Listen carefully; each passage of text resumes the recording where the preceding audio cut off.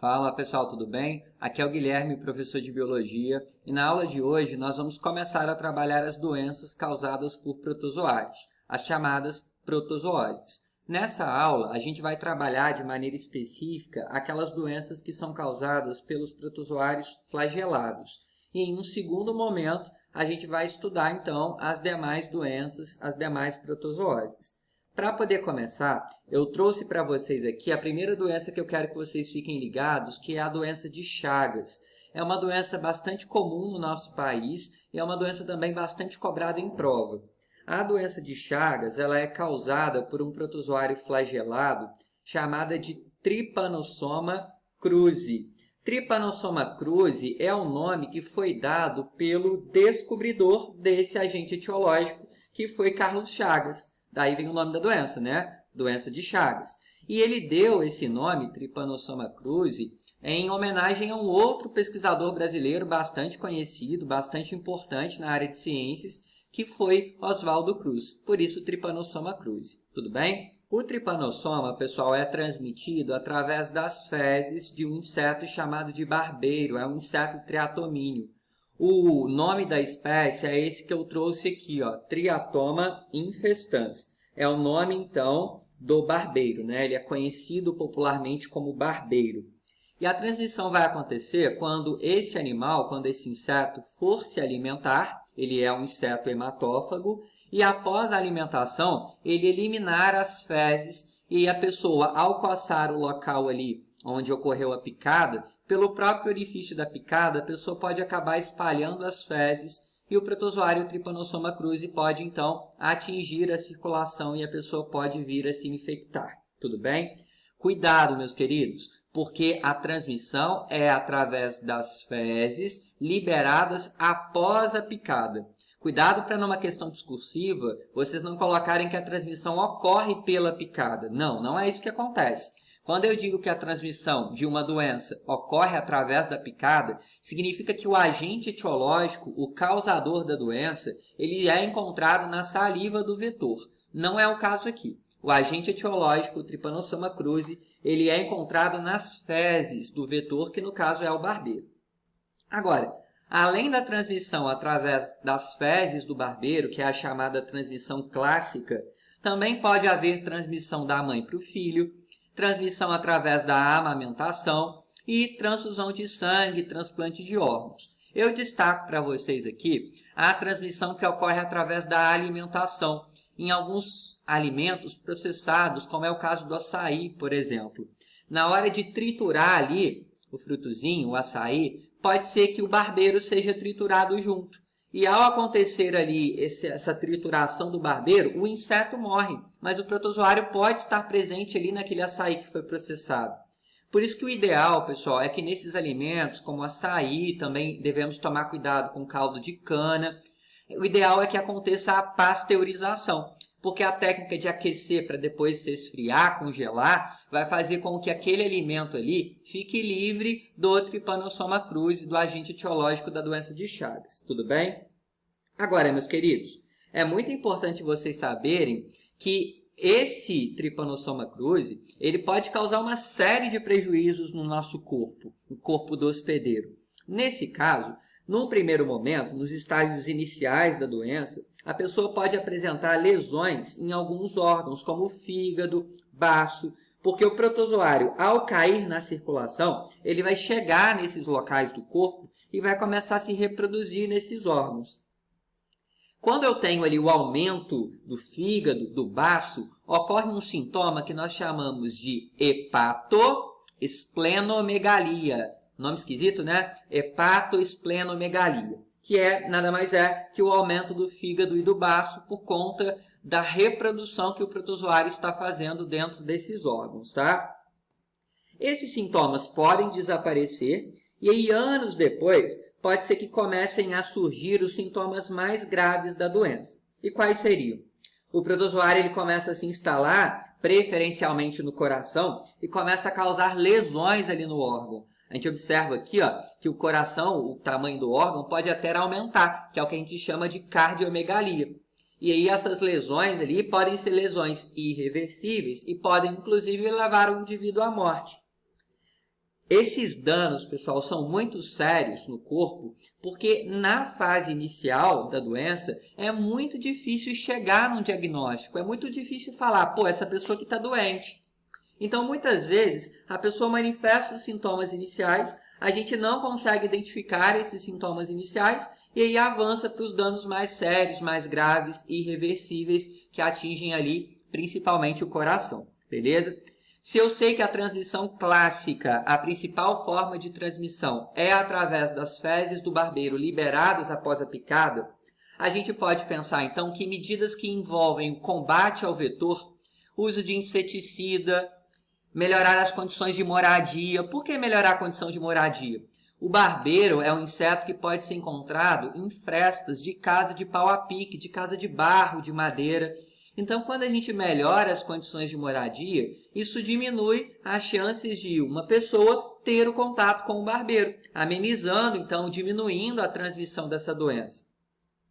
Usar inseticida, como eu comentei, a pasteurização em relação à alimentação, evitar o desmatamento, porque se a gente desmata menos, a gente entra menos em direção, invade menos a mata, consequentemente isso diminui o contato com esses insetos, assim como outros insetos que também são capazes de transmitir doenças, beleza? O protozoário, ele apresenta no ciclo de vida dele duas formas principais, tá? Principais. A tripomastigota, que é essa que vocês observam aqui, dá para ver diretamente aqui, ó, direitinho, a membrana ondulante, formada ali pelo flagelo, que contorna a célula, e a forma sem flagelo, que está presente aqui dentro da célula, que nós chamamos de amastigota. Então, bora entender um pouquinho o ciclo de vida da doença de Chagas, do Trypanosoma cruzi? Olha só, a gente tem aqui o barbeiro pica a pessoa e após eliminar as fezes, caso as fezes ali se espalhem na superfície do corpo, numa mucosa ou pelo próprio orifício da picada, o Trypanosoma cruzi, na forma infectante, por isso que é esse izinho aqui, pode cair na circulação e chegar até as células daqueles órgãos que eu comentei com vocês. Como que eu chamo a forma do protozoário presente nas fezes e que cai na circulação? Ela é chamada de tripomastigota. Tripomastigota é a forma infectante. A forma tripomastigota cai no sangue, ali do hospedeiro humano, vai chegar às células e lá, ao entrar nas células, vai começar a se multiplicar. Repare que aqui não tem flagelo mais, então na forma amastigota. Multiplica dentro da célula, rompe a célula, cai na circulação, recupera o flagelo. Ou seja, volta a ser tripomastigota. Essa forma tripomastigota pode entrar, invadir novas células, ou pode ser sugada por um outro barbeiro que foi lá se alimentar de sangue. Esse outro barbeiro aqui, ó, ao sugar o sangue dessa pessoa que carregava ali na circulação o Trypanosoma cruzi, vai acabar sugando ali, absorvendo tripomastigotas. E aí dentro do corpo desse inseto, a forma tripomastigota sofre algumas modificações, se multiplica de maneira assexuada e volta a ser tripomastigota, indo parar lá nas fezes. Ou seja, volta ao estágio infectante. Tudo bem? A gente observa que o diagnóstico da doença é feita a partir da forma Dzinho, que é a forma tripomastigota, que é a forma que nós encontramos presente no sangue. Esse parasito, o Trypanosoma cruzi, dá para observar bem pelo ciclo que a gente acabou de analisar, tem dois hospedeiros. O hospedeiro humano, que é o hospedeiro definitivo, e o hospedeiro inseto, barbeiro, que é o hospedeiro intermediário. Um parasito que tem dois hospedeiros no seu ciclo de vida, nós chamamos de parasito heteroxênico. É o caso do Trypanosoma cruzi. Tudo bem, galera? Então, esse é o ciclo da doença de Chagas. Segunda doença que eu vou trabalhar com vocês agora é a chamada leishmaniose. A leishmaniose, galera, é uma doença bastante comum mundo afora, tá? Pra vocês terem noção, são cerca de 1,5 milhões de novos casos por ano de leishmaniose. E aí existem cerca de 80 e poucos países no mundo que estão ou que apresentam casos registrados de leishmaniose.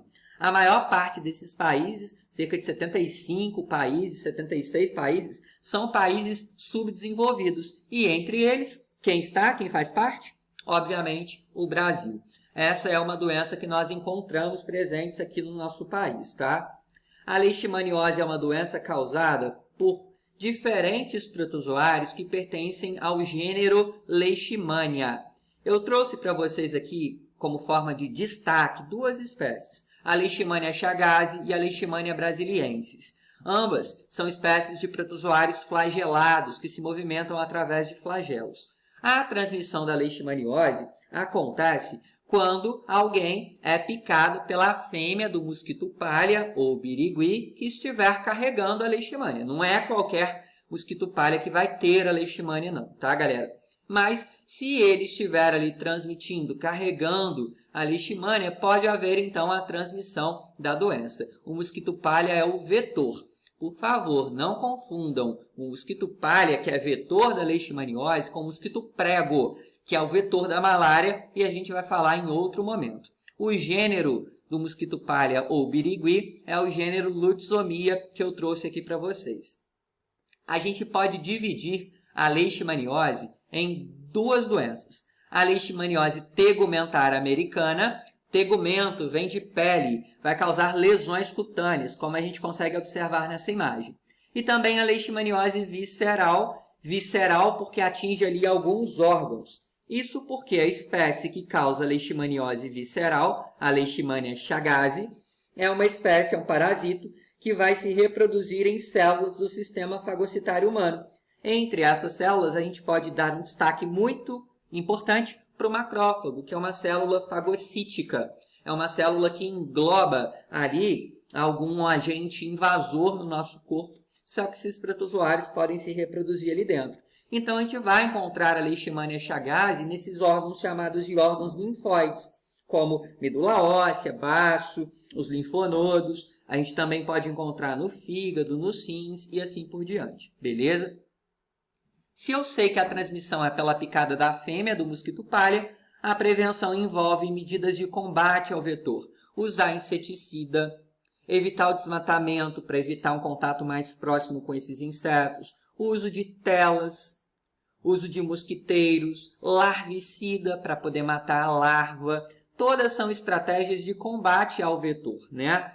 Tratamento dos doentes também é uma medida profilática. Por que eu posso dizer isso, galera? Muita atenção nisso que eu vou dizer agora para vocês.